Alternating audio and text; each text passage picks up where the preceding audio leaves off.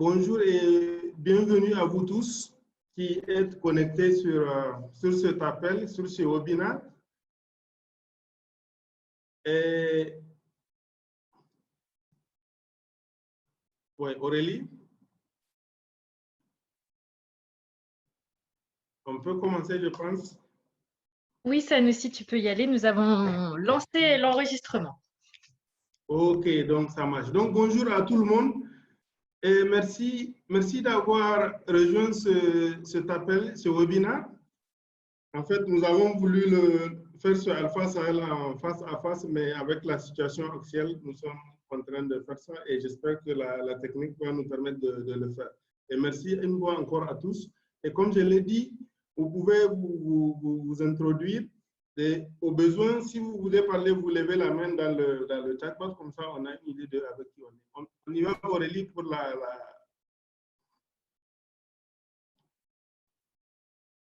Aurélie. Oui, oui, vas-y, Sanoussi. Ok, c'est bon, on va pour la slide 2, la slide suivante, pour les objectifs. Donc, comme vous voyez, et comme vous le voyez sur la slide, nous avons voulu bien cette rencontre, comme je l'ai dit, en face à face, mais la situation ne nous permet pas. Alors, Alpha Sahel, pour nous, c'est une plage que nous avons voulu, où nous avons voulu nous retrouver pour ensemble explorer et apprendre collectivement afin de favoriser l'émergence de moyens d'existence des paysages et de trajectoires de développement résilient face au changement climatique dans les régions du Sahel et de façon générale dans les zones arides en Afrique de l'Ouest. Et cette rencontre, nous l'avons voulu entre nous praticiens, entre nous chercheurs et aussi décideurs politiques. Maintenant, Aurélie va nous donner, vous pouvez sur ce qui va s'afficher, nous dire parmi ces trois, où vous vous situez en termes de votre organisation. Vous êtes scientifique, vous appartenez à une ONG ou à une institution gouvernementale. Vous pouvez juste cocher une qui reflète mieux qui vous êtes. Et vous vous soumettez à Aurélie, comme ça on aura une idée de avec qui on est dans cette rencontre qui se veut multidisciplinaire, où nous allons beaucoup échanger sur le Sahel, sur la résilience au Sahel et surtout sur les moyens d'existence au Sahel. Donc vous cochez, vous envoyez et on va avoir le sondage tout à l'heure, Aurélie. Quasiment tout le monde a répondu. Il manque encore 4-5 personnes. On vous laisse quelques secondes. On vous laisse, voilà, pour répondre.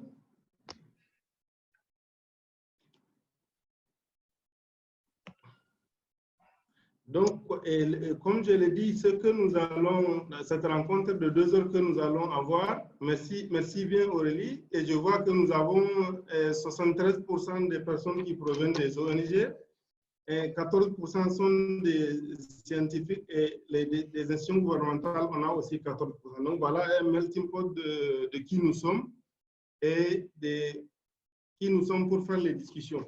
Alors, le focus de cette discussion pour Alpha Sahel va se focaliser sur les problèmes sous-jacents, les facteurs et les obstacles dans le but d'obtenir de nouvelles idées et options qui favorisent l'action collective dans 2 thèmes principaux.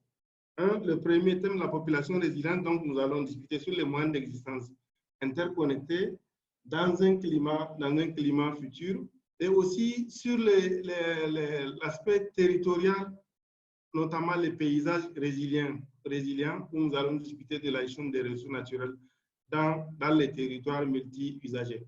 Donc voilà en gros le focus de cette rencontre, où nous allons entre nous discuter, échanger pour voir ce sur quoi nous pouvons agir ensemble. Aurélie? Alors, pour ce qui concerne le Sahel, en termes de réalité, en termes de défis pour la résilience, notamment au Sahel, le Sahel est un melting pot où nous avons de nombreux groupes de moyens d'existence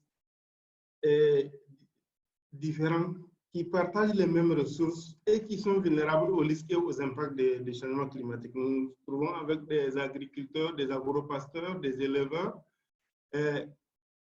oui, Aurélie, des éleveurs, sorry, excusez la technique. Aurélie, je n'ai pas.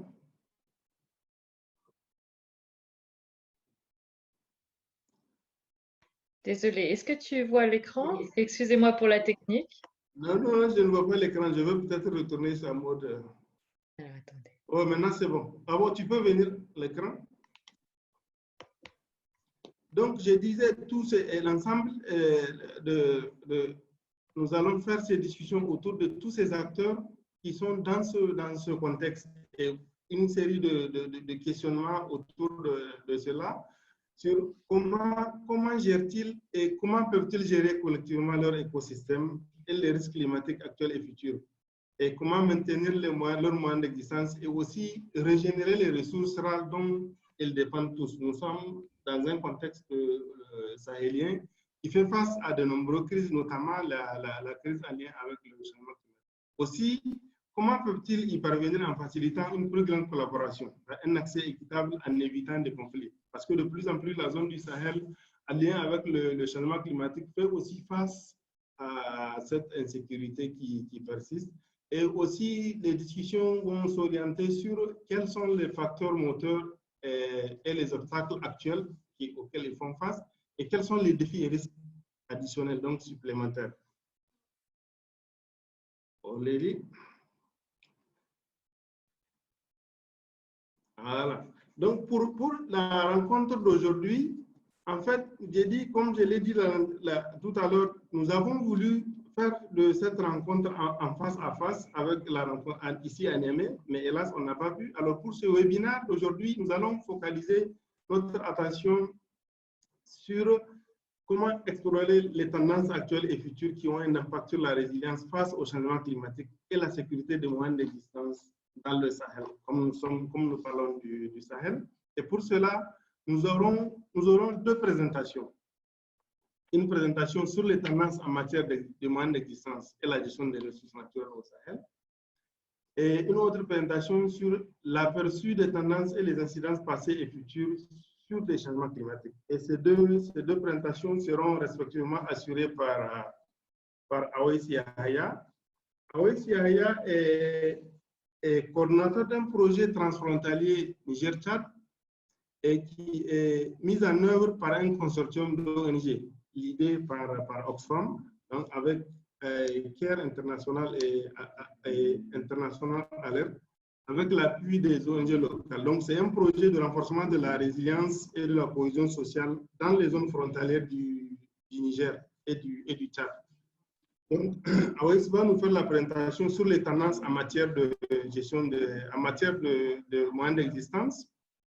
Et nous allons passer aussi à des discussions de groupe. Nous allons nous séparer pour prendre 5 minutes pour faire des discussions de groupe sur les deux présentations, partager les réflexions et les idées pour les prochaines webinaires. Et ensuite, on va essayer ensemble de voir les prochaines étapes pour clôturer. Donc, voilà le menu de ces deux discussions. Donc, sans plus tarder, je vais laisser à Aurélie de nous présenter comment techniquement cela va se passer, les discussions de groupe et le reste. Aurélie? Oui, bonjour à tous. On reviendra plus en détail sur comment fonctionne Zoom et les discussions de groupe tout à l'heure, mais ne vous inquiétez pas, on vous enverra dans des groupes séparés et on a quelques slides pour vous présenter. Et pour le moment, du coup, je passe la parole à Waïs pour faire la première présentation voilà, sur l'évolution des ressources naturelles. Ok, Awais, donc tu as 10 minutes pour la présentation. Ok, bonjour tout le monde. Merci Sanusi, merci Aurélie. Moi c'est Awais Yahya, je suis le coordonnateur d'un projet de renforcement de la résilience et cohésion sociale donc des zones frontalières du Niger et du Tchad.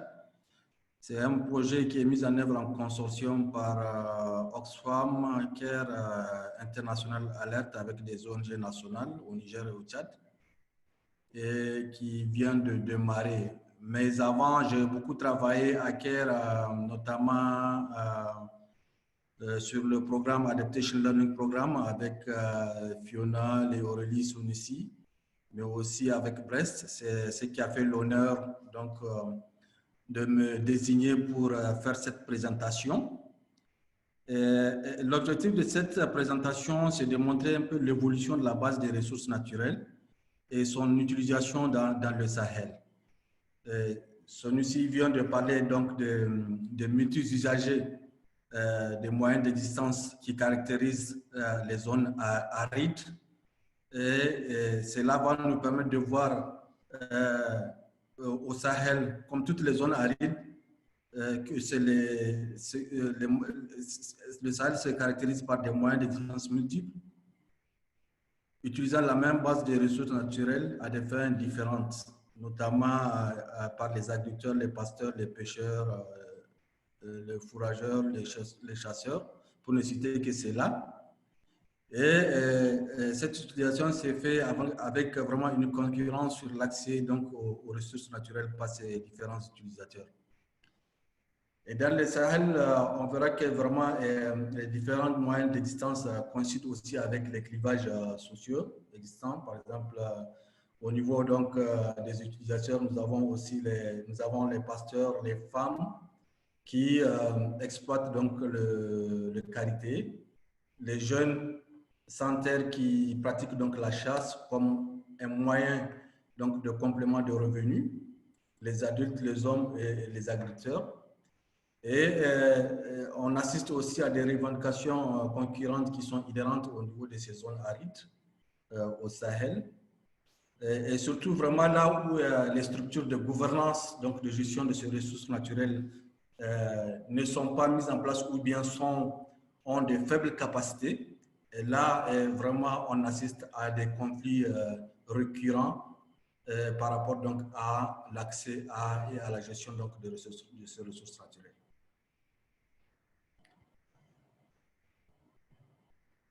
Et au niveau de cette diapo, on peut voir un peu, c'est pour donner l'extension donc des zones cultivées de 2000 à 2013, notamment pour un certain nombre donc, de pays au niveau du Sahel, le Burkina, le Tchad, le Mali, la Mauritanie, le Niger et le Sénégal.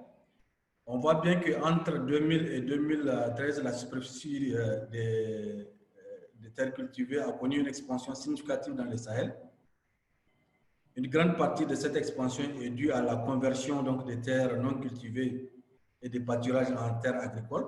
Donc, c'est notamment l'occupation des terres pour la pratique agricole et qui est vraiment sur la base donc, de cette expansion. Au Burkina, au Mali et en Mauritanie, le taux de transformation annuel de pâturage en terres agricoles dépasse largement donc, la croissance annuelle de la population. Donc, cela montre que vraiment, les gens utilisent de plus en plus de grandes parcelles davantage.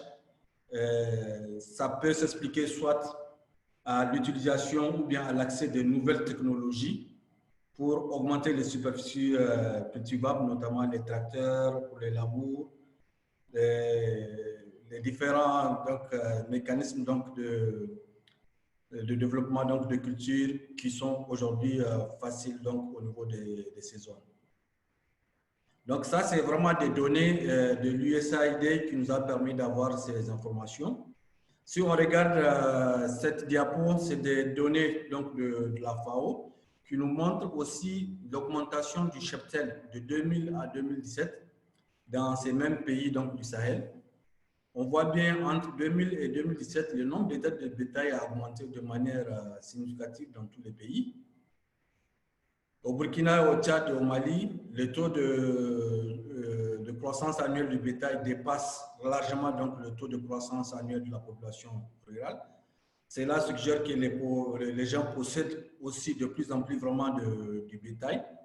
Et quand on regarde comparativement à la diapo précédente, il y a une augmentation de terres de culture, mais aussi de ce côté et des pâturages non cultivés associée à une augmentation du bétail, ce qui peut vraiment donner comme conséquence vraiment une concurrence accrue sur l'accès aux terres et leur utilisation.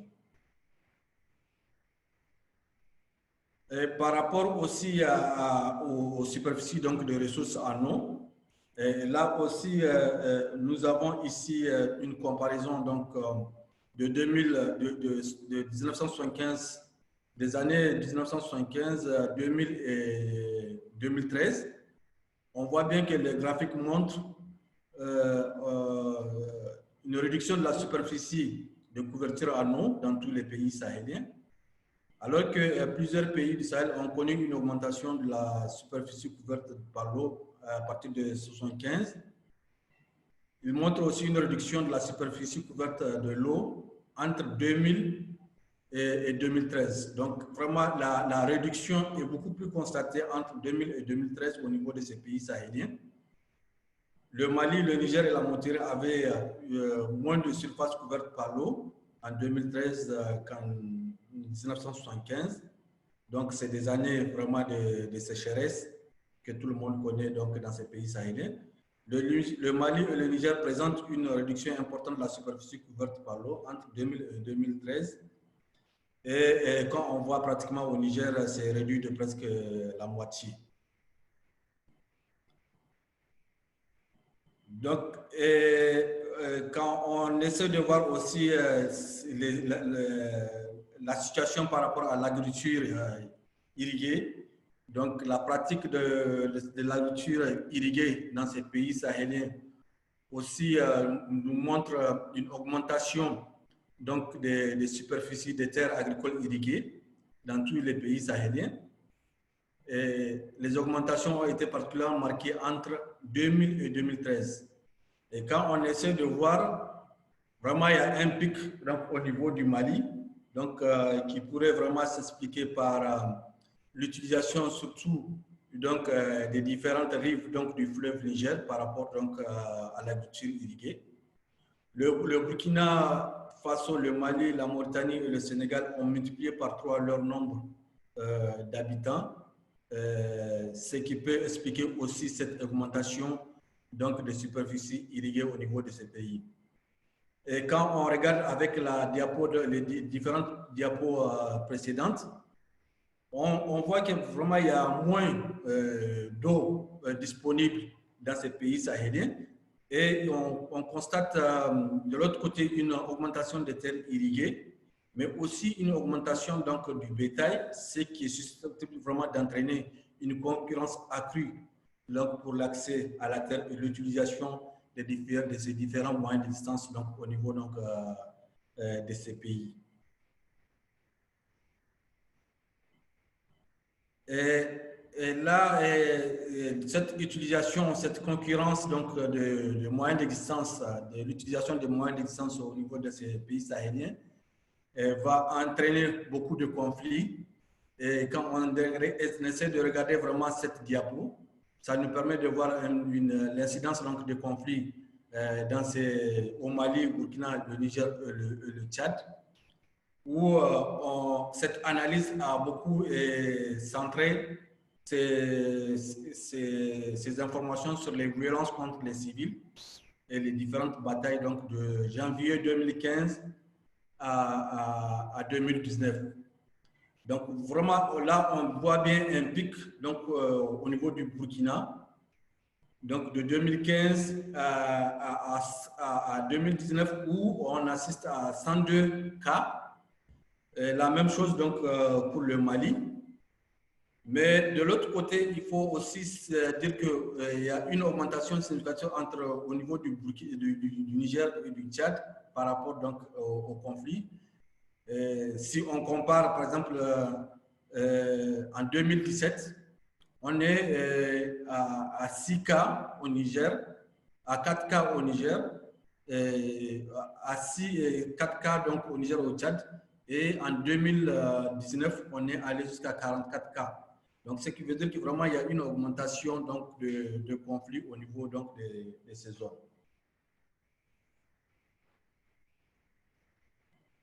Là, cette analyse a été encore beaucoup plus spécifique donc au niveau du Burkina pour montrer le nombre moyen d'incidents donc de conflits par mois de 2015 à 2019. Et surtout, cette analyse, elle a été beaucoup plus focalisée sur les saisons, notamment pour voir l'impact saisonnier donc, des conflits au niveau donc, de cette zone. Donc, on voit bien que on observe un pic dans les moyens de conflits mensuels pour les périodes de 2015 à 2016, avant et après les saisons de pluie, qui sont vraiment des périodes de semis et de récoltes. Cette corrélation saisonnière donc, des conflits suggère que les changements climatiques qui affectent le caractère saisonnier et pratiques agricoles et des déplacements aussi des bétails auront également donc, des implications sur un moment, donc l'intensité des conflits entre agriculteurs et éleveurs au niveau des saisons. Donc, c'est vraiment une analyse qui est focalisée sur les aspects donc, saisonniers et l'impact donc, de la saison donc, des pluies sur les différents conflits au niveau du Burkina. Voici très brièvement aussi quelques exemples des changements que nous constatons déjà. Et en haut à gauche, donc ici on voit bien les changements par rapport au volume et prix du beurre de karité au Mali, donc de 97 à 2016. Nous montre aussi un indicateur de moyenne distance qui est surtout utilisé par les femmes, puisque nous savons que le beurre de qualité est beaucoup utilisé par les femmes. Il nous montre vraiment une fluctuation croissante. Et là, nous ne pouvons pas dire que ces changements, nous pouvons directement l'attribuer au changement climatique, mais quand même, on voit que cela impacte un groupe spécifique qui est les femmes, qui utilisent donc cette ressource intersaisonnière par rapport donc au secteur du beurre de karité, y compris également les prix de tonnes. En bas à gauche, nous voyons vraiment une analyse donc, qui provient d'un projet de CARE sur la perception donc, de la mobilité pastorale. Ceci provient d'une base de référence, donc d'une étude de base qui a été faite par un projet de CARE. On a demandé aux pasteurs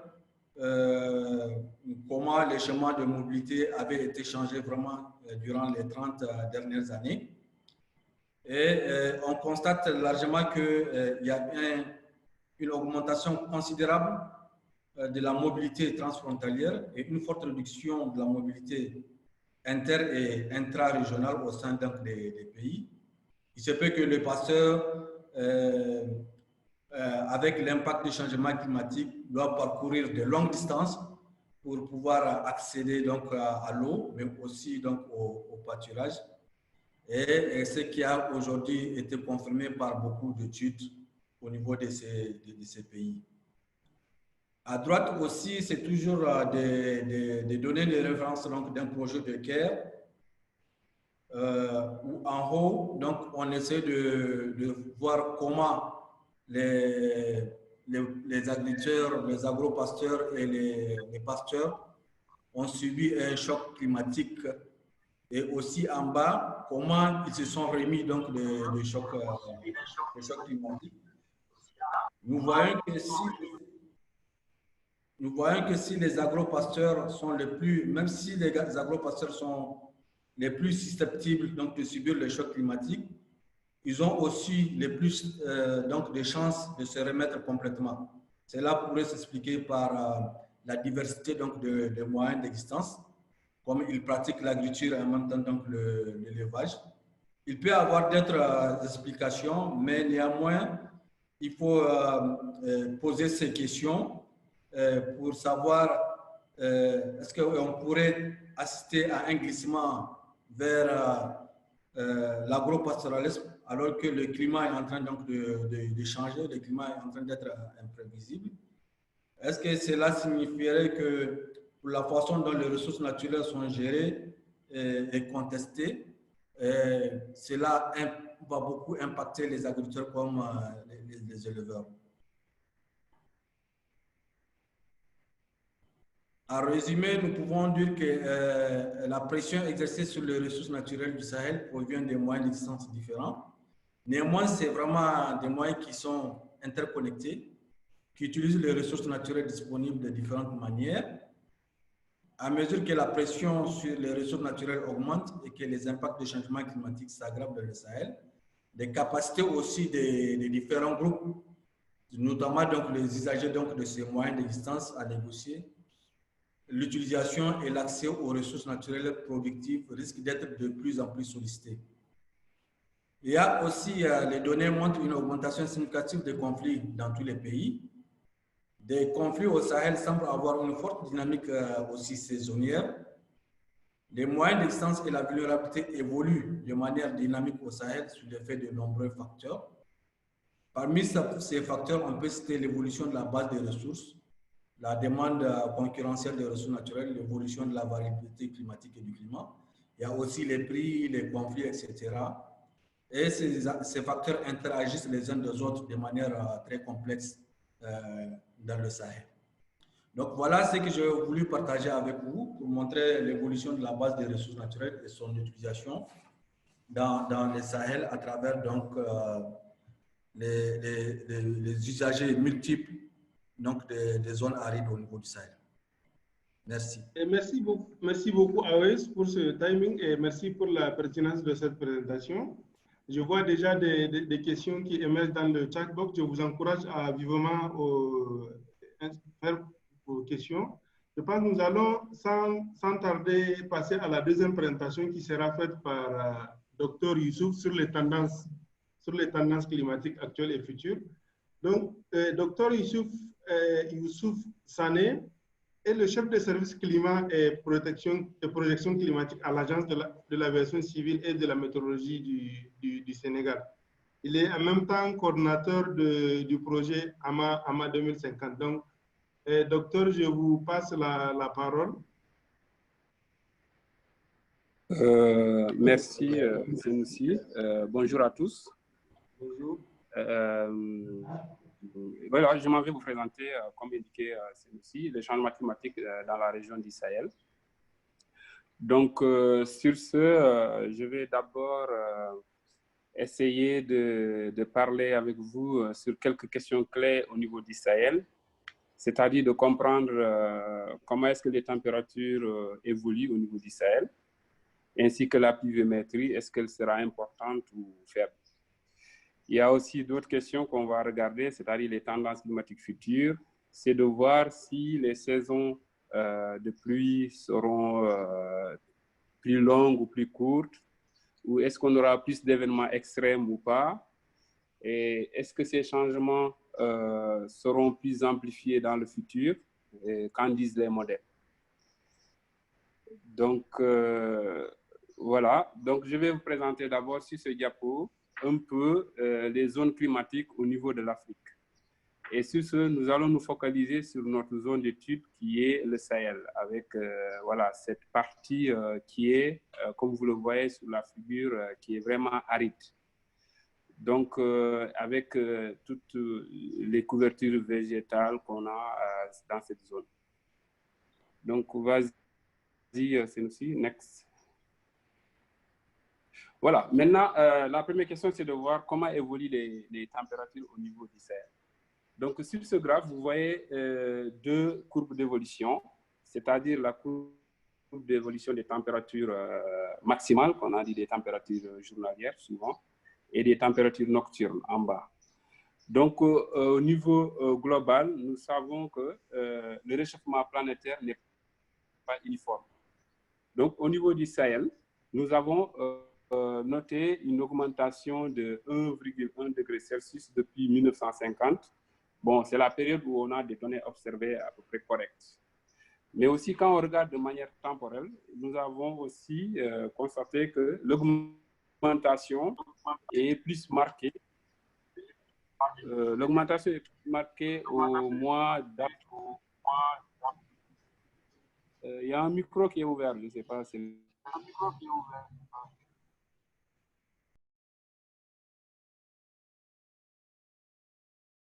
Samuel, merci de muter votre micro. C'est bon, on peut aller, Sam? Voilà, c'est bon. Voilà. Donc, je disais que cette augmentation est plus marquée au mois à peu près d'avril avec 1,4 depuis 1950, c'est-à-dire une augmentation des températures avant la saison des pluies. Slide suivant, s'il te plaît.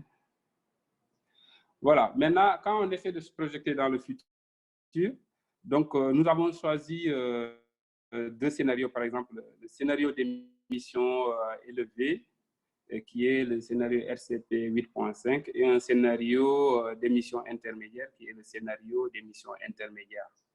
Donc, quand on regarde ces tendances, nous observons qu'une augmentation des températures au niveau du Sahel sera notée autour de 1,5 à 4 degrés Celsius plus chaud au milieu du siècle. Donc, cela vraiment est un réchauffement qui va très probablement continuer dans le futur. Cela aussi montre un peu une augmentation substantielle des fréquences de vagues de chaleur, c'est-à-dire des températures qui dépassent 41 degrés Celsius sur 3 jours consécutifs, qui pourront être attendues dans cette période-là. Suite. Voilà, et quand on regarde maintenant en termes de précipitations, je vous montre un peu la variabilité historique de ces précipitations au niveau du Sahel. Et vous remarquerez avec moi sur la figure que je vous présente que depuis les années 1950 aux années 1970, nous observons des précipitations supérieures à la moyenne, c'est-à-dire qu'on a une période vraiment humide, c'est-à-dire des persistances des années humides. Et à partir de 1970 jusqu'aux années 1990, nous notons une pluviométrie vraiment inférieure à la moyenne, c'est-à-dire une persistance des années vraiment sèches. Et à partir des années 1990, on remarque qu'on a une certaine reprise des précipitations, mais c'est-à-dire une alternance entre des années humides et des années sèches. Donc, cela c'est ce qui s'est ressenti depuis ces dernières années, comme si on avait un certain redémarrage de la pluviométrie après la période sèche. Donc, qu'est-ce qu'on en dit par rapport au réchauffement climatique? C'est-à-dire, en raison de ces ampleurs de ces fluctuations naturelles, il n'y a pas encore un signal clair de ce réchauffement climatique sur les précipitations annuelles ou bien sur la longueur de la saison. Donc, en moyenne, nous avons des températures qui se sont intensifiées, des tempêtes qui se sont intensifiées ces dernières décennies, et que cela semble être un signal précoce du réchauffement climatique et a contribué à une augmentation de ces inondations, en quelque sorte. Donc, quand on regarde les projections futures des précipitations au Sahel, donc sur la figure, vous voyez déjà deux niveaux de couleurs qui montrent un peu un assèchement au niveau de Sahel ouest, surtout vers le Sénégal, et une humidification, excusez-moi, au niveau du Sahel central.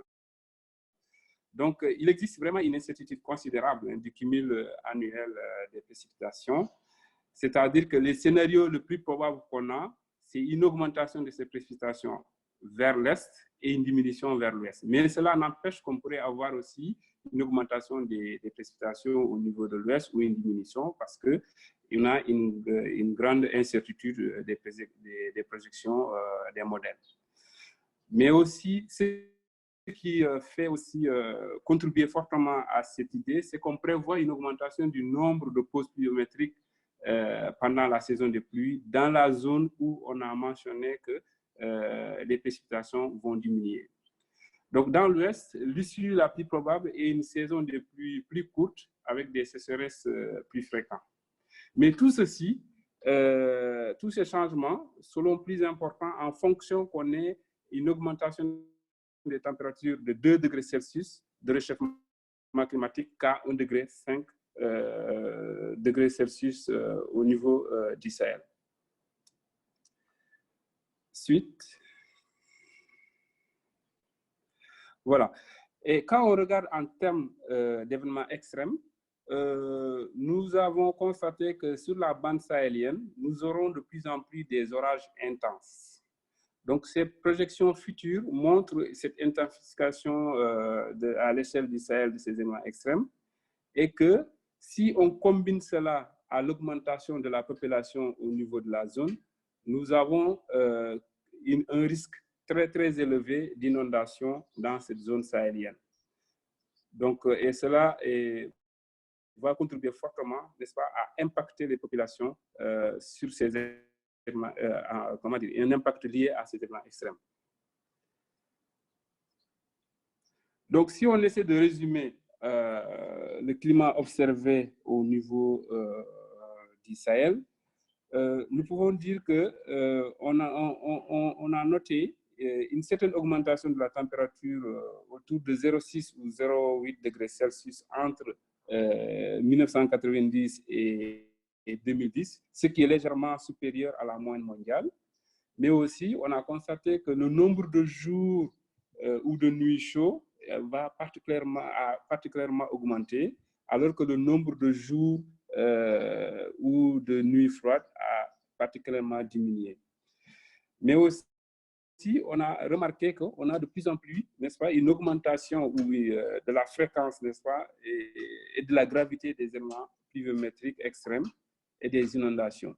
C'est-à-dire ce qu'on a constaté en Afrique de l'Ouest, c'est-à-dire au Sahel, il pleut de moins en moins, mais quand il pleut de manière vraiment très forte, et cela n'est pas bénéfique, surtout pour l'agriculture. Mais aussi, on a noté aussi une augmentation des précipitations depuis après les années sécheresse, c'est-à-dire les années 70-80. On a noté une certaine reprise des précipitations, c'est ce que je vous disais tantôt dans mes diapos précédents. Mais aussi, on a observé qu'il y aura en fait une différence très notoire entre le Sahel central et le Sahel ouest, avec des augmentations de précipitations au Sahel ouest et une diminution au Sahel est. Next. Quant aux projections climatiques, il est prévu une augmentation de 3 à 6 degrés Celsius des températures d'ici 2100, mais aussi que les températures diurnes ou nocturnes vont augmenter. Ça, c'est ce qu'on a remarqué dans ces projections-là. Et une réduction de la longueur de la saison. Et cela est avec des augmentations des événements de précipitation extrêmes. Et cela va impacter de manière très négative l'agriculture. Donc, il y a aussi une diminution de la fréquence des jours et des nuits considérées comme froides dans une grande partie de la région. Et aussi, il est noté un peu au niveau de la Mauritanie, une élévation du niveau de la mer jusqu'à 14,4 cm d'ici 2050 et de 40 cm d'ici 2100. Mais pour attirer l'attention des uns et des autres, donc tout ça, c'est des projections de modèles avec beaucoup d'incertitudes à prendre en compte. Diapo suivant. Voilà, pour vous parler un peu quelques impacts observés et attendus dans la zone, on a pris juste un exemple de la production céréale en Afrique de l'Ouest, qui est un travail qui a été fait par la FAO en 2008. Et ce qu'on peut remarquer que dans les pays sahéliens, c'est-à-dire d'ici, il y aura une baisse des productions de 20 à 50% de ces céréales. Et aussi, d'ici 2050, on aura entre 75 et 250 millions de personnes qui seront exposées à des déficits en eau. Et 75% de la population africaine pourrait être exposée à la faim. Et une disparition de 75 millions d'hectares de terres agricoles propices à l'agriculture. Donc, je pense que mon prédécesseur en a parlé dans sa présentation passée. Donc, voilà en quelque sorte ce que je voulais partager avec vous. Et j'espère que ça a été clair. Merci. Merci beaucoup, Youssouf. Ça a été vraiment clair et je vois dans le chat box, il y a beaucoup de questions. Je pense que pendant que vous êtes encore chaud, je vous renvoie une des questions qui a été dite, la dernière question. Y a-t-il un lien entre le jour chaud et la nuit, je crois, et la pluviométrie? Je pense que c'est une question qui a été posée par un des participants. Y a-t-il un lien entre les jours, nuit, chaud et la pluviométrie? C'est une question qui s'adresse directement à vous avant d'aller dans les autres. Ok, vous pouvez merci. Directement répondre. Voilà, merci Senoussi pour cette question. Évidemment, ça laisse penser que le nombre de jours chauds ou le nombre de jours froids pourrait avoir un lien avec les précipitations. Parce qu'en fait, on sait très bien que, surtout dans le Sahel central, quand il pleut, c'est en ce moment qu'on a vraiment un peu de fraîcheur. Donc, au moment où il ne pleut pas, cette fraîcheur-là, on a plus, comment dire, les températures ont tendance à augmenter dans cette période. Mais, comment dire, la chaleur est liée aussi des fois à l'humidité. Donc, on peut laisser entendre que s'il y a plus d'humidité, aussi qu'on a plus de chaleur. Mais en ce qui concerne vraiment le Sahel, avec les précipitations, c'est la période où on a quelques fraîcheurs liées à ces précipitations. Ok, merci beaucoup, Youssouf. Je pense qu'il y a énormément de questions. Je pense qu'on va essayer de continuer. Mais en attendant, avant de donner la parole à Aurélie, je pense, Fiona, si tu peux nous dire quelque chose par rapport à la suite sur les questions, parce que nous allons rentrer dans les travaux de groupe maintenant. Je pense que tu as un mot à dire, Fiona. Ok, oui, merci Sanoussi. Bonjour à tous. Oui, merci beaucoup à Awaïs et Youssouf pour les présentations très intéressantes, très claires. Il y a juste deux petites questions, peut-être c'est bon pour notre compréhension. À Youssouf, qu'est-ce qui explique l'écart pluviométrique entre le Sahel oriental et occidental? Et aussi, est-ce que les tendances présentées sont-elles réversibles? Youssouf, est-ce que vous pouvez répondre assez vite à les deux questions? Ok, merci pour cette question. Pour l'instant, pour expliquer la cause de cette différence qu'on a entre le Sahel central et le Sahel ouest, on n'a pas encore creusé, parce qu'en fait, ça, c'est des résultats issus de nos travaux de AMA qui sont en train d'être creusés présentement pour mieux comprendre cette différence. Mais en termes d'observation, moi étant à la météo, on a remarqué que chaque fois, les centres d'action jouent beaucoup sur l'avancée des conditions favorables aux précipitations.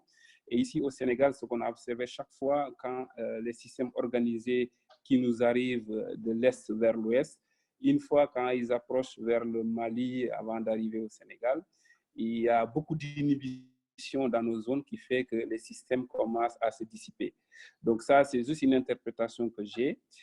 Et que en concernant les modèles, jusqu'à présent, c'est les projections qu'on a. Comme je vous ai dit, c'est que c'est des projections de modèles avec beaucoup d'incertitudes. Donc, il y a d'autres modèles qui montrent un peu le contraire de ce qu'on a montré, mais que ce n'est pas la majeure partie de ces modèles. Donc, nous, on a montré la majorité des modèles, les tendances qu'ils ont montrées. Donc, il y a toujours des incertitudes donc, dans l'analyse de ce qu'on peut faire. Mais en termes d'observation et en termes de constat, c'est ce que je vous ai dit, qu'on a en présence des centres d'action, certaines inhibitions au niveau de notre zone qui fait que les systèmes qui balaient de l'Est à l'Ouest ne peuvent pas arriver de manière à ce qu'on le souhaite, comme au niveau du Sahel central. Merci. La dernière question pour vous. Quel serait le meilleur des scénarios en ce qui concerne l'augmentation de la température dans le Sahel?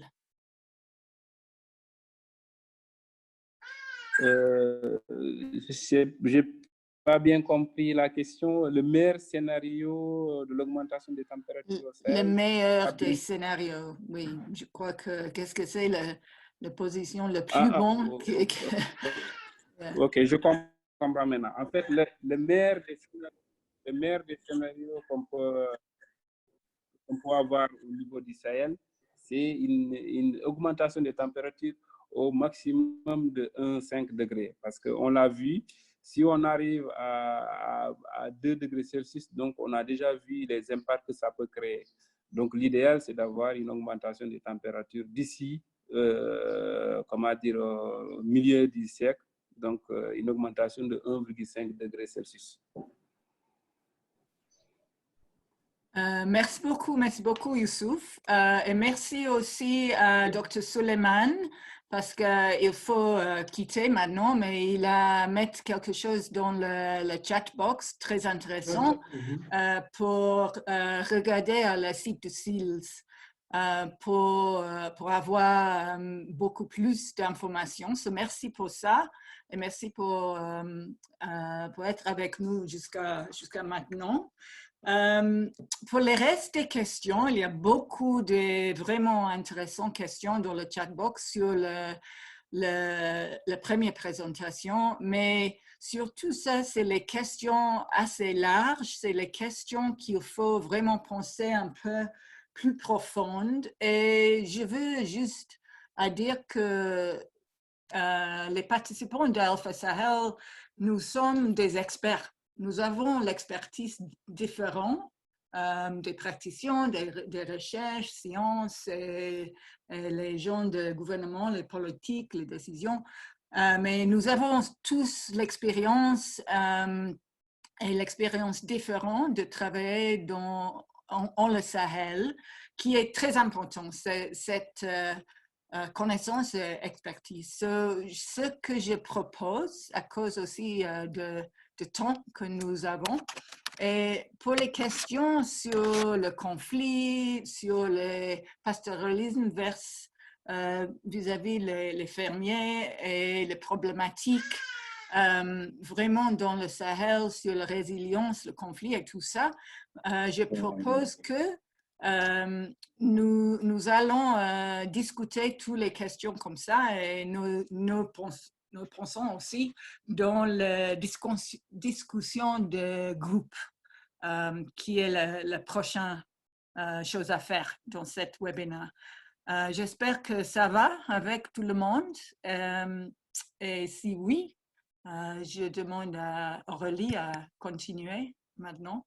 Et si vous voulez vraiment dire quelque chose, il faut pas, il faut augmenter, I don't know, raise your hand. Il faut juste lever la main. Levez la main. Si vous voulez, dire quelque chose, levez la main dans le Zoom, technique de Zoom. Oui, je pense, Fiona, on peut aller avec cette proposition de continuer les discussions dans les groupes parce qu'il y a tellement de questions qui sont intéressantes et le temps peut-être nous regarde autrement. Et je vais peut-être passer la parole à Aurélie. Aurélie, c'est une de nos collègues qui est spécialiste en adaptation et qui travaille pour CARE International. Donc, c'est elle qui va nous expliquer les travaux de groupe, comment ils vont se passer. Aurélie, tu as le micro? Oui, c'est bon. Bonjour à tous et ravie d'être là avec vous aujourd'hui. Donc aujourd'hui, on va essayer de faire une session la plus interactive possible, même si on n'est pas les uns à côté des autres. Donc j'espère que ça va vous plaire. Donc le but, c'est qu'on va vous répartir en petits groupes de 5-6 personnes. Et puis je vais vous montrer comment ça se passe juste après, plus techniquement. Mais l'idée, c'est que dans ce petit groupe, vous allez pouvoir discuter une vingtaine de minutes. Commencez par se présenter parce que certains d'entre vous, je suis sûre, vous connaissez déjà, mais pas forcément tout le monde. Donc, vous aurez 5 minutes dans ce groupe pour vous présenter et choisir un rapporteur qui pourra rapporter l'essentiel de votre discussion à la fin. Et l'idée, c'est de discuter 2 questions particulières du coup qui sont écrites là et que je remettrai dans le chat pour que vous puissiez y avoir accès quand vous êtes dans votre petit groupe.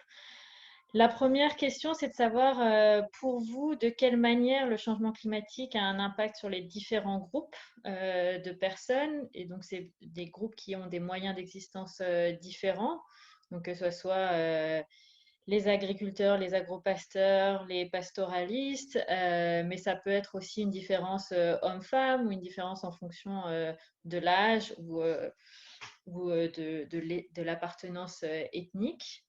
Et aussi de discuter un peu quels sont les impacts principaux sur les écosystèmes. Et ce qu'on discutait aussi dans la première présentation, quel impact sur l'interaction entre ces différents groupes. Et du coup, effectivement, ces questions, on a évoqué les questions de conflit, mais il peut y avoir d'autres impacts. Donc ça, c'est la première partie des questions qu'il va falloir discuter. Et après, en fonction de cette discussion, la deuxième question qu'on vous pose, c'est quelles sont les questions et les défis les plus importants pour la résilience climatique à long terme, pour vous, praticiens, chercheurs, scientifiques, décideurs politiques, qu'on doit traiter au Sahel. Et quand on parle des défis les plus importants, ce sur quoi on aimerait que vous puissiez discuter particulièrement, c'est vraiment les causes, on va dire, sous-jacentes de cette vulnérabilité qu'il faut absolument qu'on traite et qu'on traite mal ou trop peu à l'heure actuelle. Parce que vraiment, le but d'Alpha Sahel, c'était ça, c'est de travailler sur ces causes sous-jacentes et là où on a tous collectivement des lacunes. Donc, vous aurez 10 minutes pour discuter de ces deux questions. Et à la fin de ces donc, à peu près 15 minutes, je vous dirai, vous verrez une petite chat box qui apparaîtra. Je vous dirai qu'il restera que 5 minutes. Et donc, dans ces 5 dernières minutes, l'idée, c'est que vous vous mettiez d'accord sur les messages principaux que votre rapporteur devra nous réexpliquer en plénière en 1 minute. Attention, 1 minute. Donc, voilà, pas forcément, vous ne pourrez pas forcément couvrir tous les points que vous avez discutés, mais voilà, les points principaux. Et on vous demandera aussi de les inclure dans la chat box. Donc, si le rapporteur peut prendre effectivement quelques notes sur un slide PowerPoint vierge ou sur un document Word pendant votre discussion, ça sera le plus simple pour qu'il puisse copier-coller dans le chat box. Et puis, on retournera en session plénière. J'espère que vous avez pu tous avoir vos discussions de groupe. N'hésitez pas à nous faire des retours sur comment ça s'est passé en termes de logistique, etc. On a eu quelques participants qui ont eu du mal à rejoindre leur salle. Donc, désolée, puisqu'il y a eu des participants qui se sont rajoutés dans les salles. Donc, j'espère que ça n'a pas posé trop de problèmes de les recevoir un peu après le début des conversations. Et donc, je vais demander à toutes les personnes qui ont été nommées rapporteurs ou rapportrices de lever leur main avec le petit bouton « Lever sa main ». Et comme ça, je vais pouvoir vous donner la parole. Alors, je vois Yawaïs. Oui. Tu es le premier.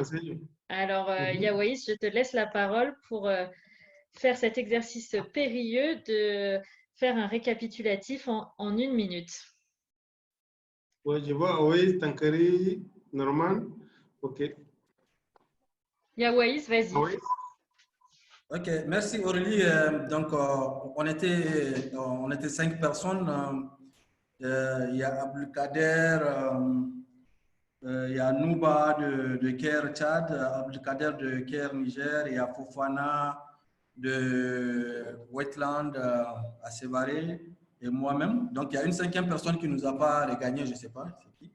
Mais là, par rapport aux questions clés, donc, on a pu vraiment rapidement, avec PowerPoint, permettre aux autres membres du groupe de regarder les questions et puis aussi de prendre des notes.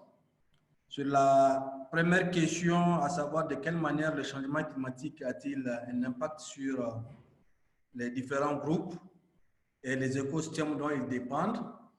Donc, on a parlé vraiment de la diminution des fournitures de services écosystémiques, la diminution des pâturages, des ressources en eau de manière globale. L'impact aussi sur la sécurité alimentaire, avec vraiment un accent particulier sur les conséquences par rapport à la malnutrition qui sera vraiment qui sera élevée donc, au niveau donc, des communautés vulnérables. Il y a aussi l'impact sur la gouvernance de ces écosystèmes.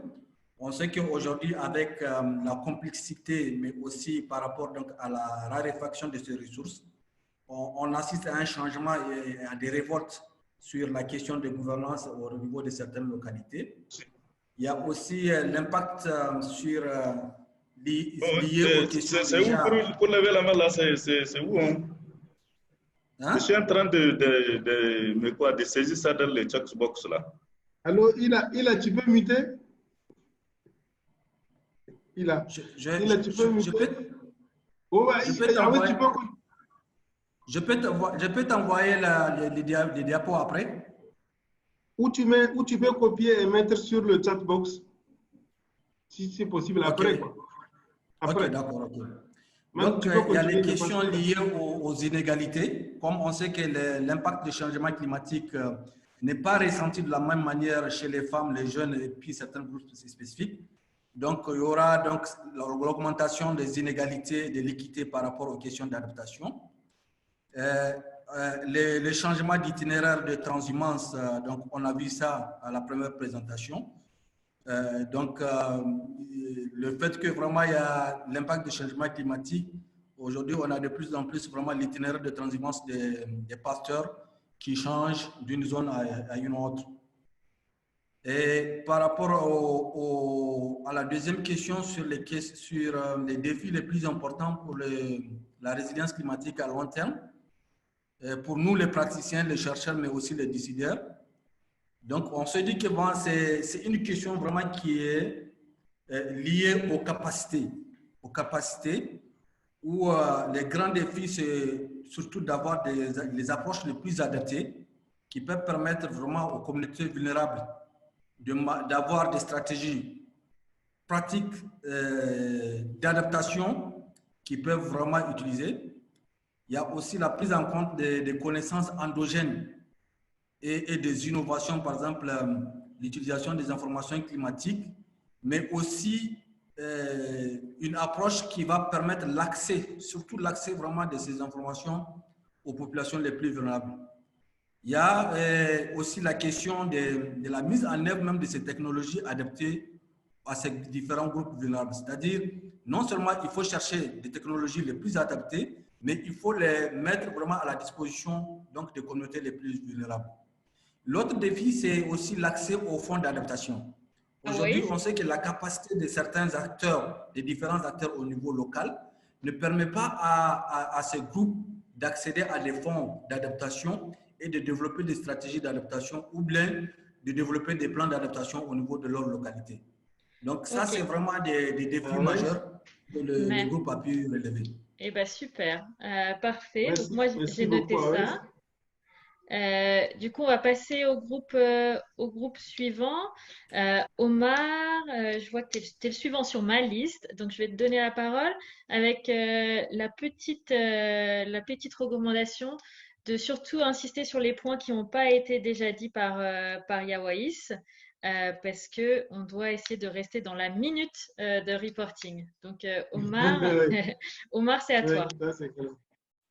Et aussi inscrire ça sur le chat box, je pense c'est bon. Si vous pouvez inscrire sur le chat box. Bonjour Aurélie, bonjour Sanoussi, bonjour tout le monde. En termes logistiques, 10 minutes c'est très très court parce qu'il y a au moins 5 minutes qui ont été perdues pour régler la logistique et faire en sorte que les gens se regroupent dans le groupe. Et on a récupéré les participants au fur et à mesure. Donc, 10 minutes sont passées très, très vite. Et conséquence, on n'a pas eu l'opportunité d'écouter tout le monde pour avoir la perspective du groupe. Donc, ce que je veux dire est une petite partie de ce que 2-3 personnes ont discuté dans le groupe. Donc, les autres vont m'excuser si cela ne prend pas en compte leur perspective. Le premier point qu'on a évoqué, c'est la difficulté peut-être d'accéder à des recherches formelles sur les impacts du changement climatique, aussi bien sur les systèmes de vie, donc les moyens de subsistance, en lien avec la dégradation des écosystèmes. Nous avons beaucoup d'écrits sur les écosystèmes, mais peut-être qu'il n'y a pas suffisamment de recherches sur comment tout ça impacte sur les moyens de subsistance.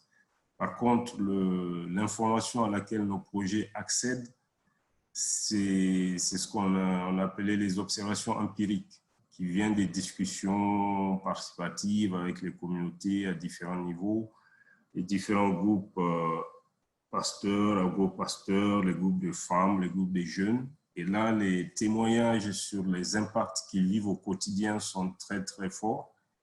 Et c'est sur cette base que nos projets font la plupart de leurs réflexions et de leurs orientations.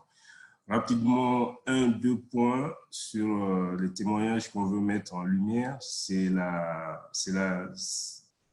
détérioration des écologies. Et par exemple, très concrètement, pour les femmes, la disparition des grands arbres comme le baobab se traduit par moins de possibilités d'accéder à des ressources nutritives parce que les feuilles de baobab sont très bonnes pour la sauce.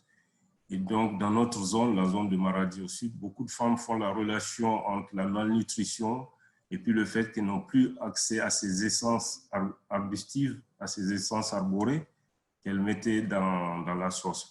Pour les agro-pasteurs, c'est la disparition du capital bétail. Nous avons des témoignages qui nous disent que depuis 1984, les agro-pasteurs n'ont jamais pu reconstituer leur capital bétail de cette période-là. Et donc, d'année en année, on a une détérioration de ce capital bétail.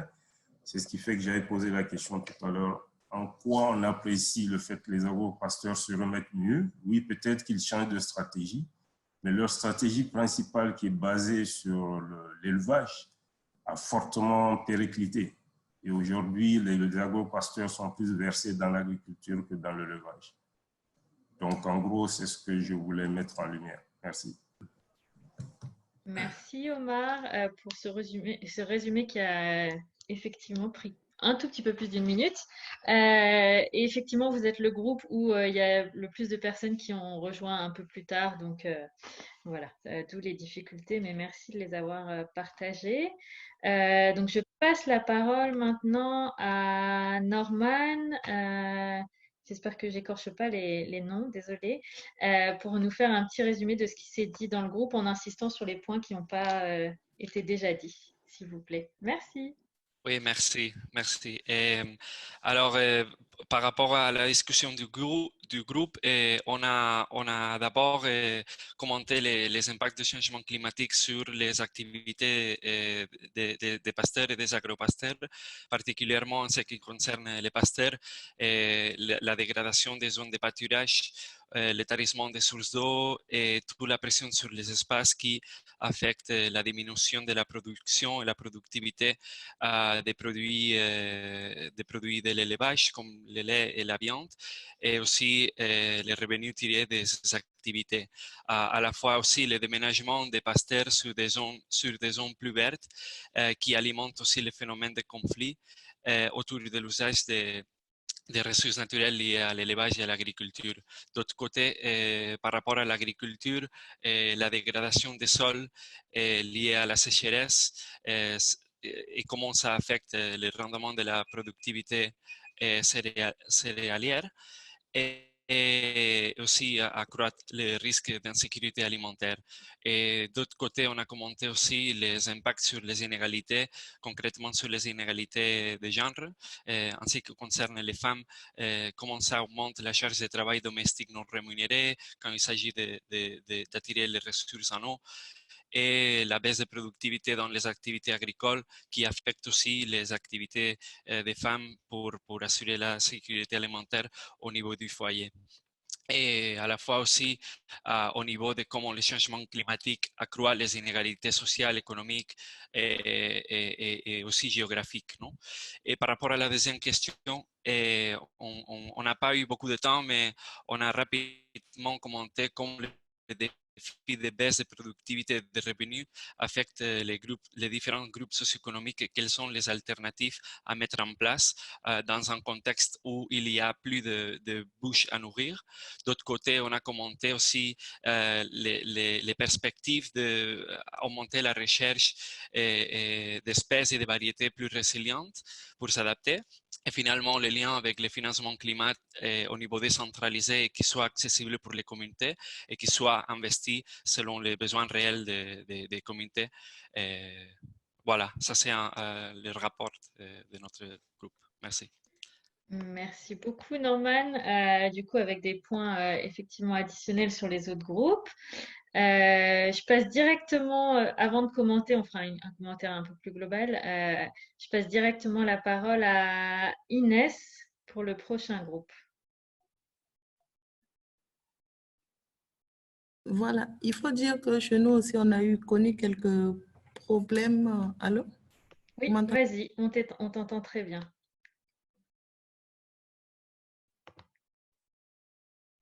Ah, ça a coupé le micro. Inès, il faudrait réactiver ton micro. Voilà, on a mis pratiquement 5 minutes avant de pouvoir commencer. Donc, oui. Ça nous a fait perdre un peu de temps. Et aussi, il y a un qui a tenté de nous rejoindre en vain. Donc, du coup, c'était ça les problèmes logistiques. Bon, nos points de discussion ont été pris en compte par les précédents, par le fait qu'on a retenu aussi le rétrécissement des aires de pâturage et aussi la désertification qui va pousser beaucoup de pasteurs à migrer vers d'autres zones plus vertes. Voilà, et la perte aussi du contrôle des ressources naturelles. Donc, c'est ce que nous avions ajouté par rapport à ce qui a déjà été dit. Et en termes de défis pour les praticiens et les chercheurs, on a donc dit de sensibiliser les acteurs parce qu'actuellement, les différents acteurs se rejettent la faute sur le terrain. Donc, que chacun puisse comprendre que la faute n'incombe à personne et que c'est un phénomène qui s'impose à nous. Et du coup, aussi, nous proposons d'améliorer, de proposer des innovations en termes d'élevage. Pourquoi pas penser à un élevage de type intensif et améliorer aussi les espèces qui puissent s'adapter au climat actuel. Comme troisième point aussi, il faut dire que on a proposé de trouver un cadre législatif plus adapté parce qu'il ressort qu'il n'y a pas vraiment de cadre législatif adapté. Donc, l'un dans l'autre, voilà ce que nous avions complété à ce qui avait déjà été dit.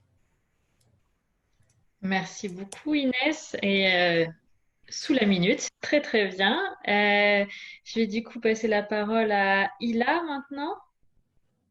Mais je peux interrupter un peu. Est-ce que Awaïs, Omar, Inès, Norman, Almagia, s'il vous plaît, mettez les rapports, ce que vous avez dit, dans le chat box. D'accord. Ça c'est bon pour nous, pour avoir vraiment le rapport écrivé. Merci. OK. Et pour moi, c'est déjà fait. OK. Merci. Donc, moi, j'ai déjà placé ça. Donc, par rapport à la première question pour notre groupe, je pense l'essentiel a été dit, en tout cas par le groupe qui nous ont précédés. Mais on a relevé quand même en termes d'impact, c'est surtout les impacts sur la productivité même des écosystèmes, donc que ce soit au niveau de la faune, que ce soit au niveau de la flore. Et cet impact aussi, c'est récent sur les différents groupes par rapport à la baisse de leurs revenus et sur leur subsistance. Il y a la question aussi de la vulnérabilité différentielle qui est source de conflits, parce que cet impact sur le changement climatique en toi impacte différemment les différents groupes, ce qui crée en tout cas les conflits donc, dans le cadre de l'interaction entre les différents groupes. Il y a la question aussi de l'exode. L'impact justement du changement climatique sur les moyens d'existence favorise l'exode parce que les groupes qui se trouvent à avoir un peu leur revenu diminué et les moyens d'existence, en tout cas, qui sont plus productifs, ils sont obligés donc malheureusement de migrer. Donc il y a cette question donc de migration ou d'exode qui est un peu créée donc par les questions du changement climatique. Maintenant, en ce qui concerne la deuxième question, les défis, Là, le groupe a noté surtout la question, le défi aujourd'hui, c'est la stabilité dans le Sahel. Parce que tant qu'on n'a pas cette stabilité, cette situation-là risque de perdurer encore longtemps. Donc, l'impact, en tout cas, va se sentir longtemps. Il y a la question de l'accès à l'information climatique par les usagers et à temps. Tant que les usagers n'ont pas un accès, en tout cas à temps, et de manière compréhensible pour eux, ils ne peuvent pas, de notre point de vue, en tout cas, faire face de manière efficace à cette question des changements climatiques. Il y a la question de la nécessité, en tout cas, d'une utilisation concertée des ressources naturelles. Vu donc les sollicitations, comme on dit, les usages multiples, il faut qu'il y ait des mécanismes de concertation pour que ça puisse un peu mieux donc la question de gestion des conflits que cela nécessite, mais aussi la question d'une utilisation rationnelle de ces ressources-là. Le groupe qui m'a précédé a parlé de l'harmonisation des politiques. Ça, c'est aussi un défi. Il faut quand même qu'on parle le même langage, parce que quand on parle de cette question de résilience, il faut que ce soit les praticiens, les chercheurs, les bailleurs de fonds, qu'il y ait quand même un consensus autour de différentes politiques qui doivent gérer cela. Et enfin, c'est la nécessité de la diversification et de l'intégration même des activités. Pour que les différents groupes soient suffisamment résilients, il ne faut plus peut-être qu'ils soient juste une activité, il faut qu'ils diversifient afin de maximiser les chances de la résilience. Voilà un peu ce que notre groupe donc avait relevé lors des discussions. Merci. Merci beaucoup, Ila. Et du coup, je vais donner, je vois que dans le chat, certains groupes ont pu mettre le résumé. Donc, Ila, Norman, et je vais laisser la place à Maïmouna pour le dernier groupe. Maïmouna. Il faut enlever. Bonjour à tous. Voilà. Voilà, je suis là. Parfait. Moi, je n'ai pas pu lever la main parce que ça ne s'affiche pas sur l'écran. Donc, bonjour à tous. Je pense que pour l'essentiel, les autres ont pris en compte nos points, mais bon, je reviendrai quand même assez rapidement dessus. On a noté déjà pour la question les conflits au niveau donc, du calendrier, même d'accès aux ressources naturelles pour les différents groupes.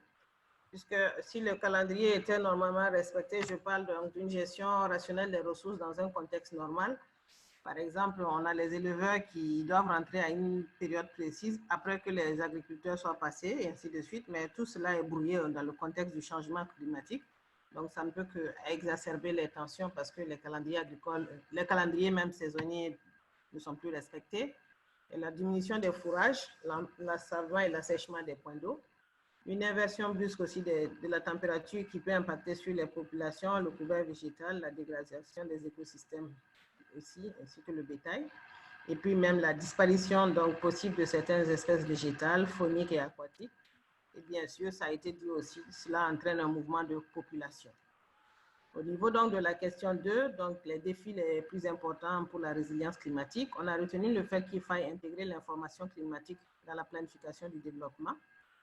Il faut multiplier les actions de concertation donc en vue de maintenir la cohésion sociale, faire un travail de restauration, réhabilitation des terres et renforcer les capacités des utilisateurs, impliquer à toutes les étapes donc les différents bénéficiaires, revoir les questions de gouvernance aussi, parce que ce sont des points importants aussi, donc y compris dans les choix qu'on veut faire, et bien sûr rendre les modèles produits par les scientifiques plus compréhensifs pour les parties prenantes afin donc d'en faciliter l'appropriation au niveau local. Donc voilà ce qu'on avait à dire. Je pense que ça n'a pas été long et j'espère que ça permet de compléter aussi ce qui a été dit. Merci.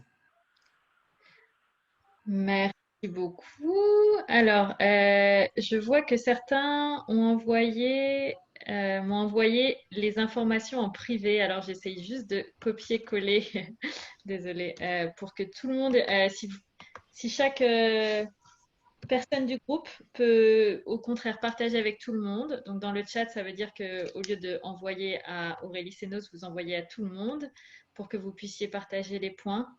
Ça serait super parce que c'est difficile pour moi d'animer et de partager sur le chat. Vous ne pouvez pas écrire à tout le groupe. Oui, je ne peux pas écrire à tous les groupes. Je ne sais pas si les autres rapporteurs ont pu. C'est pareil, on ne peut pas. On n'arrive pas à écrire Oui, tout le monde. en fait, Aurélie a un problème, je pense. Je n'arrive pas aussi non seulement à voir, mais aussi à écrire à tout le monde. Je ne peux écrire qu'à Aurélie et à Fiona. Je ne sais pas, peut-être un problème. Oui, c'est ça que les c'est gens... vraiment en privé seulement qu'on peut envoyer. C'est valable pour tout le monde. Alors, attendez. Peut-être après, on peut, voilà, si Aurélie peut régler ça, ou après, Voilà. les gens, les rapporteurs peuvent envoyer ça à... Voilà, c'est réglé. Okay. C'est réglé. Voilà, merci. Voilà. Merci. Maintenant, vous pouvez mettre, c'est bon. Si tu peux remettre, c'est bon, je viens pas. Voilà. Voilà. Merci. C'est bon. Donc, c'est réglé. Merci à tous pour vos... Okay. Oui, normalement, c'est réglé. Vous pouvez écrire à tout le monde.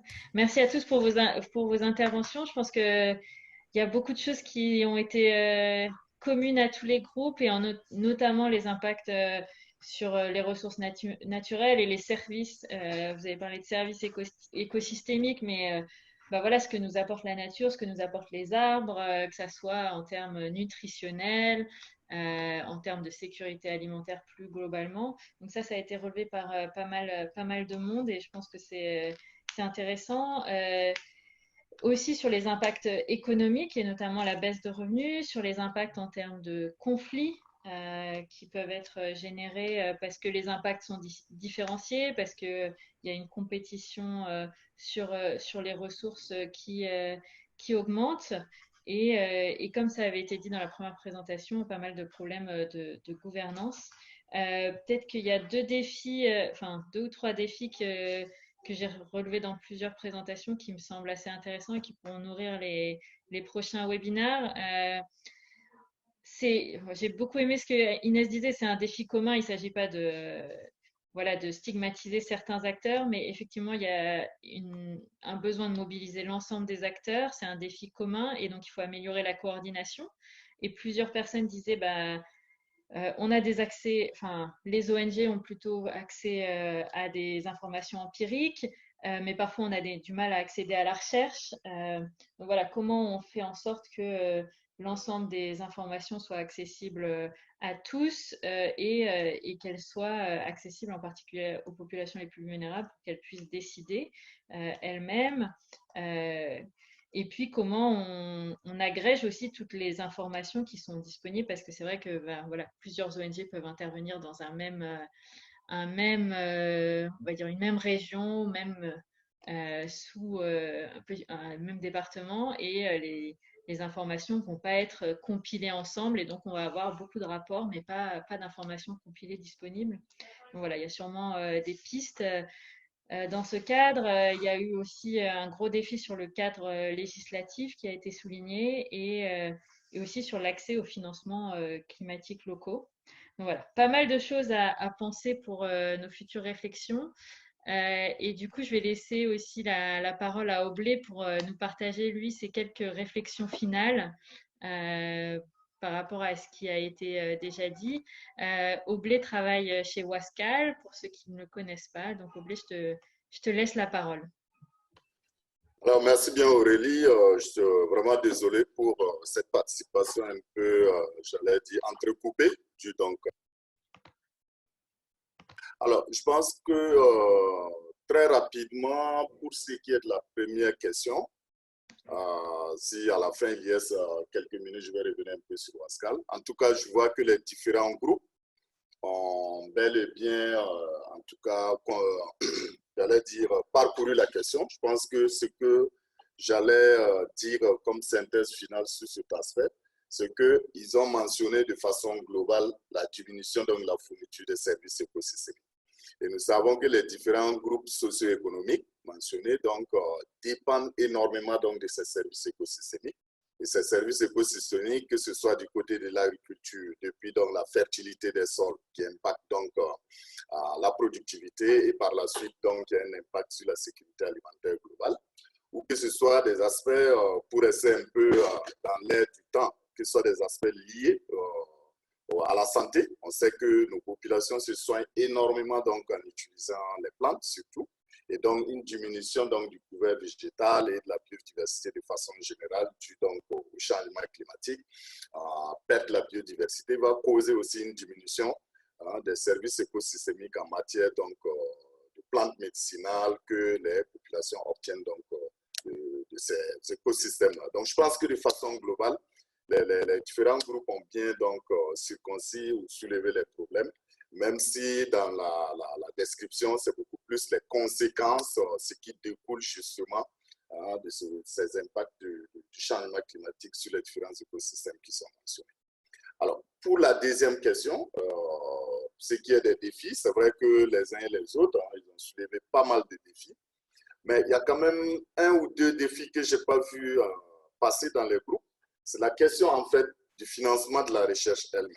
Parce que c'est vrai que le plus souvent, ceux qui financent la recherche ne sont pas forcément ceux pour lesquels, en fait, les résultats finaux sont les plus utiles. Si je prends le cas de la population du Sahel, pour la question donc de résilience, ceux qui financent en fait les activités de recherche qui vont générer les connaissances pour renforcer la résilience de ces populations-là ne sont ni les gouvernements au niveau de la sous-région, encore moins les populations.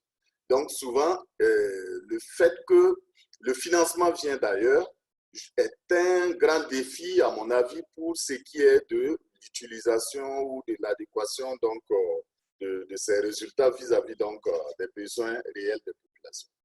Je pense qu'il y a un des défis que quelqu'un a mentionné, c'est comment on transfère justement toutes ces connaissances générées par la recherche aux utilisateurs finaux, soit pour des problèmes de communication, soit des problèmes donc même de moyens techniques dont ces populations-là ont besoin de nos jours pour pouvoir accéder à certaines informations climatiques.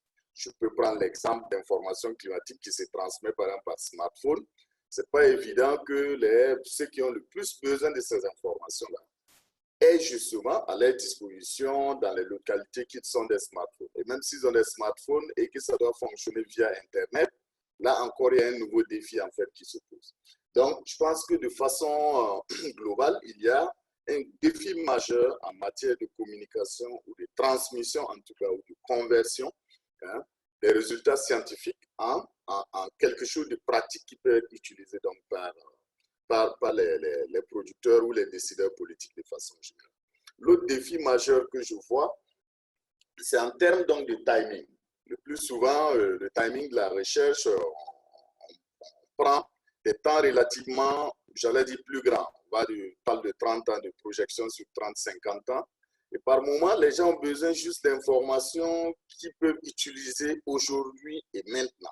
Donc, quand vous faites des projections sur beaucoup d'années, ça devient quelque chose d'un peu abstrait. C'est comme si ça enlevait un peu de la valeur donc, de cette information-là. Ça crée un manque de confiance à cette information, vu que les gens ont un problème réel et que le plus souvent, en matière de science, on utilise donc des modèles qui prédisent des choses qui vont se passer dans plusieurs années.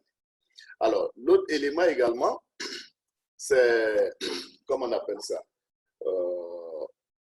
Oui, on a parlé du financement, donc la conciliation, parce que la façon dont les résultats de la science sont souvent produits, sous forme d'articles, parce que pour les chercheurs, plus il publie dans un journal sophistiqué, mieux c'est pour lui, pour sa carrière. Mais le plus souvent, c'est dans un langage qui n'est pas accessible donc, aux populations locales.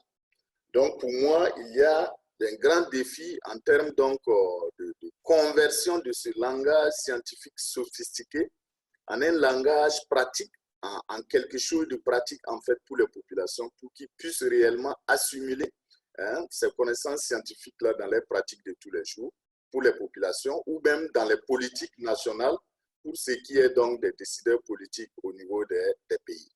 Donc voici rapidement ce que je pourrais dire sur ces deux questions.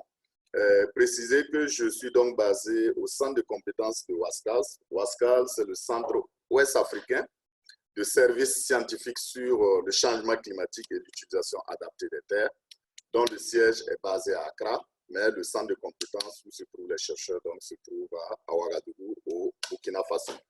Nous travaillons également avec plusieurs universités dans la sous-région ouest africaine. Nous soutenons actuellement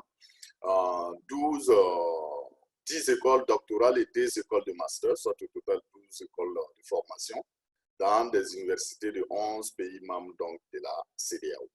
Voici très rapidement donc, ce que je pourrais dire comme réflexion donc, à la suite de la présentation des différents groupes. Et encore toutes mes excuses d'avoir raté donc, la discussion au cours donc, des travaux du groupe. Pas de souci, merci beaucoup Oblé. Et du coup, on va clôturer cet exercice puisqu'il nous reste plus que 8 minutes avant la fin, à la fin du webinaire. Sachez qu'on a eu la même discussion en anglais hier avec une vingtaine de participants et que du coup, on va essayer de compiler l'ensemble de ce qui a pu être dit par vos différents groupes et par les groupes hier et que ça sera du coup partagé par l'équipe d'Alpha Sahel.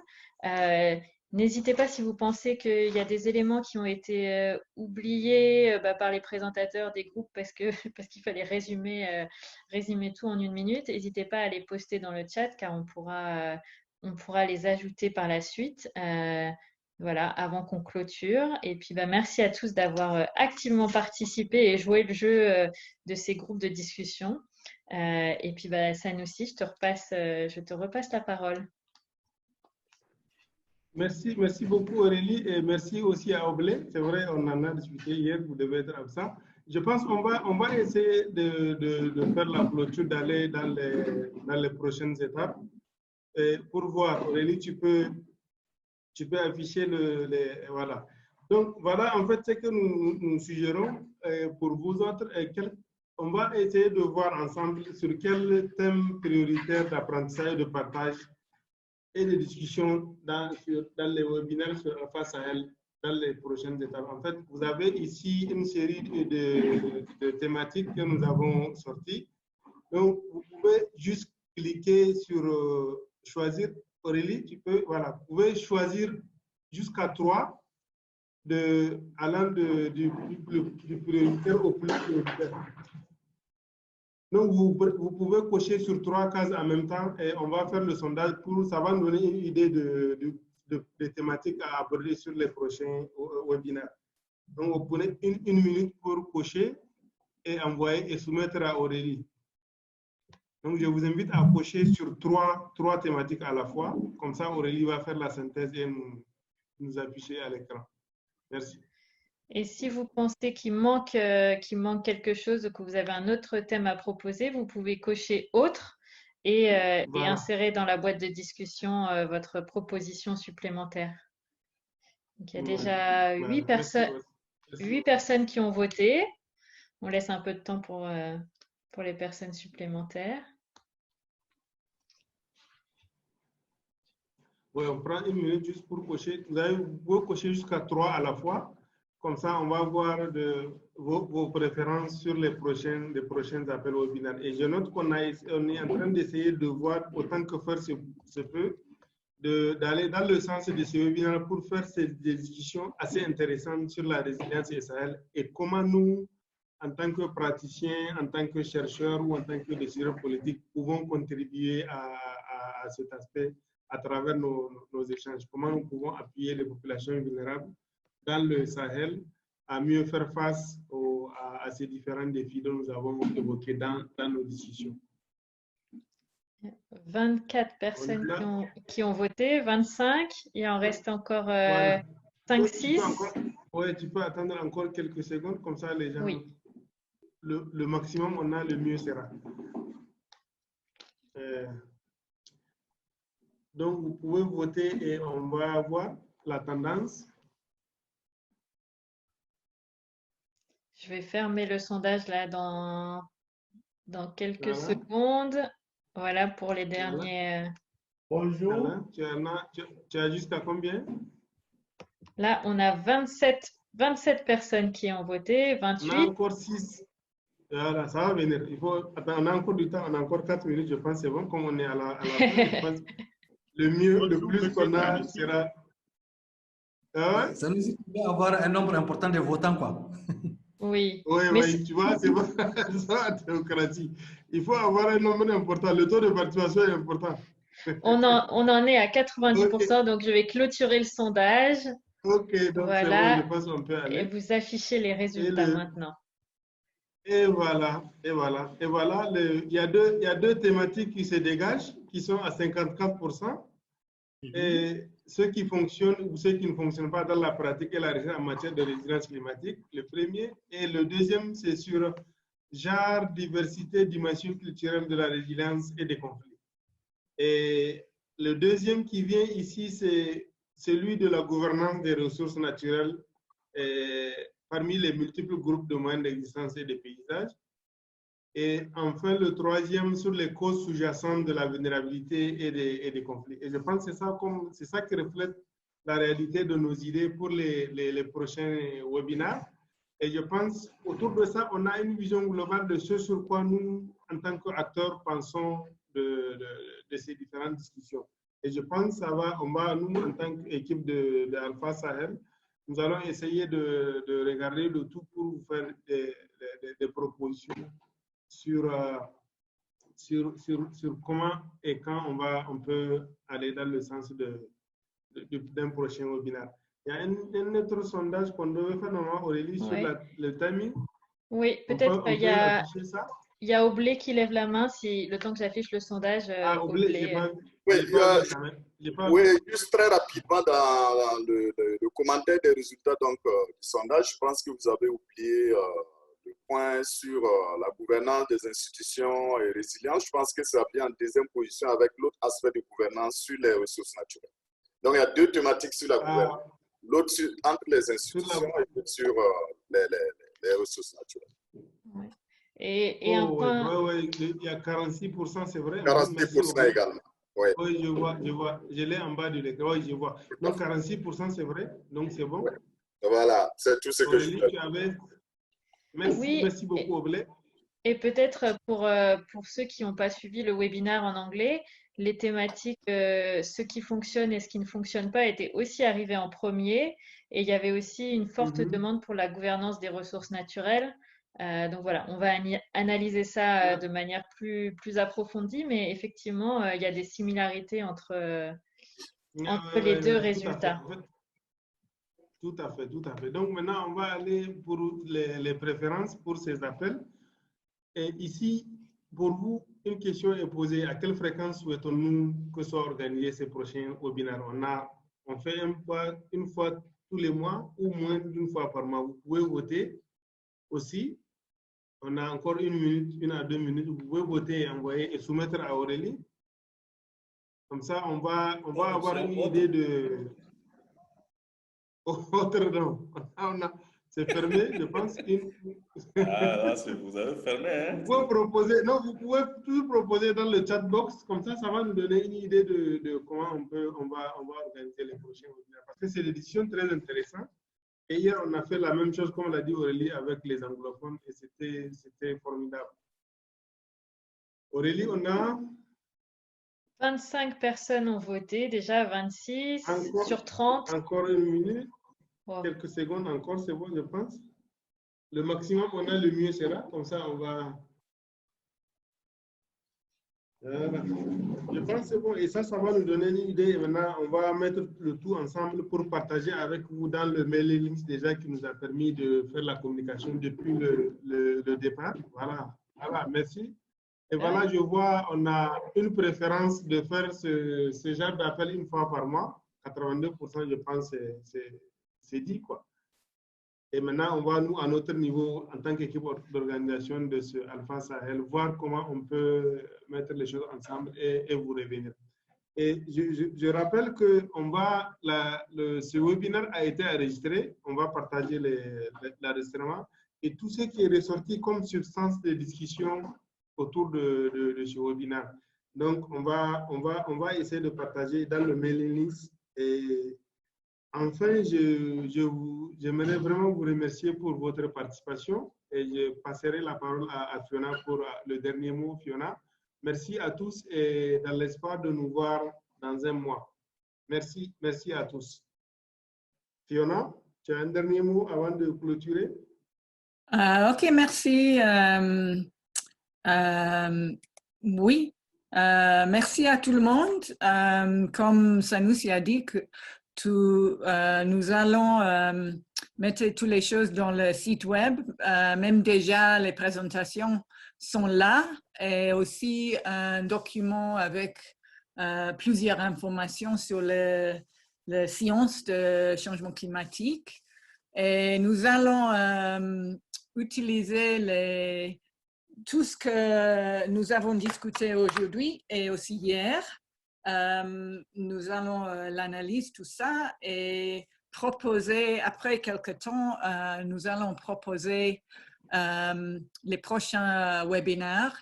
C'est bon que tout le monde veut vraiment partager le travail, les expériences, parce que nous avons déjà demandé à quelques participants, même nous avons fait ça avant pour préparer ce qu'on dit marketplace sur l'événement. Et il y a des gens qui ont beaucoup des expériences différentes dans le Sahel et nous les demandons s'ils veulent partager leurs expériences, mais aussi il y a l'opportunité pour quelqu'un de vous de nous informer votre intérêt de partager votre travail. Nous avons aussi l'information dans la registration originelle. Nous voulons vraiment continuer la discussion virtuelle jusqu'à nous pouvons encore penser de préparer, planifier un événement actuel. Et pour le moment, c'est le virtuel. Et nous pensons qu'après aujourd'hui et hier, c'était une bonne expérience et nous pouvons vraiment approfondir la discussion et les réflexions sur les défis dans le Sahel et dans les prochains webinaires aussi de commencer de discuter les solutions potentielles et les opportunités pour la collaboration et tout ça. Alors, merci beaucoup. C'est la fin, mais je vois Youssouf lever la main. Youssouf? Oui, Fiona, c'est moi. C'est juste pour un rappel parce que tu m'as oublié dans la liste de diffusion et que si c'est comme ça, je vais louper beaucoup de choses. Donc, c'est pourquoi je ne pouvais pas intervenir depuis le début parce que c'est finalement Emma qui m'avait envoyé le lien pour le webinaire. Donc, dans la liste de diffusion, tu m'as oublié en fait. Il faut penser à m'intégrer. Ah, ok, oui, ça c'est vrai, ça c'est vrai. Merci à dire, oui. C'est vrai, c'était une omission, je pense qu'on doit corriger ça. Voilà. Donc voilà, je pense que ce qui est dit est dit. Et encore une fois, merci à tout le monde pour avoir donné de votre temps pour participer. C'est des discussions très intéressantes et je pense qu'on garde le contact pour la suite. Merci beaucoup, merci à tout le monde. Bye bye. Si vous avez un peu de feedback pour nous, pour le web, mettre dans le chat avant de quitter. Juste pour la prochaine fois, nous pouvons, c'est bon d'avoir un peu d'avis. Merci à tous et au revoir. Ok, bye bye, au revoir. Au revoir. Merci. Merci, au revoir. Oui, merci. Au revoir. À vous tous. Au revoir à tout le monde. C'est un plaisir. On garde le contact. Oui, on garde le contact, pas de souci. Bye. Merci beaucoup. Bye bye. Bye bye. Bye bye. Merci à tous. Merci Fiona, Aurélie. Merci Awes aussi. Merci Awes, merci beaucoup. Merci Youssouf. Merci Sonossi, on est ensemble. Ah ouais, Merci à tous aussi. Au revoir. Oui, il faut rentrer au Tchad. Non, Awes, on le retient ici, collègue. On le retient ici. Il faut rentrer au Tchad, hein? Non, pas maintenant. Ah non, on le retient ici. Ah non. Merci Corona. Je vais débarquer. Allez, bonne journée. Bonne journée. Merci beaucoup. Bonne journée.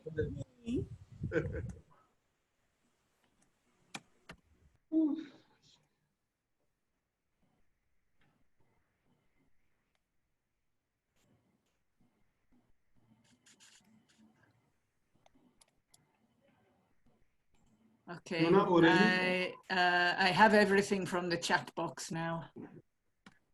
Okay, that's Awais, good. thank you.